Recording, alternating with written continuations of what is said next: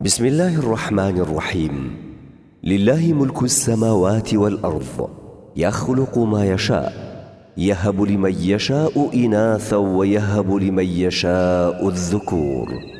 پروردگارمان خوي خاوني تواوي آسمانكان و زەویە، هەر خۆی بەویستی خۆی منداڵی کوڕ و کوچ بە بەندەکانی دەبەخشێت.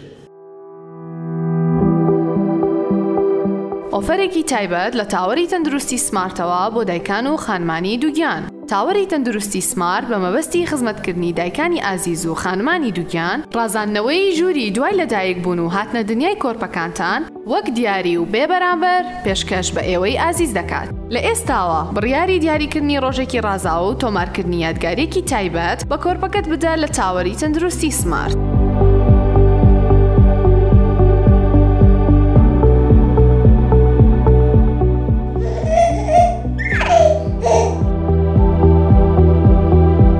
لە تاوەری تەندروستی سمارت باشترین پزیشکانی ئافرەتان و منداڵبوون و بەشی تایبەت بەڕاهێنانی سروشتی و خانمانی دووگیان و لە دایکبوونی سروشتی هەیە، بە هیوای سەلامەتی بۆ دایکان و کۆرپەکانیان و بەخشینی نعمەتی منداڵ بە هەموو خانەوادەیەک.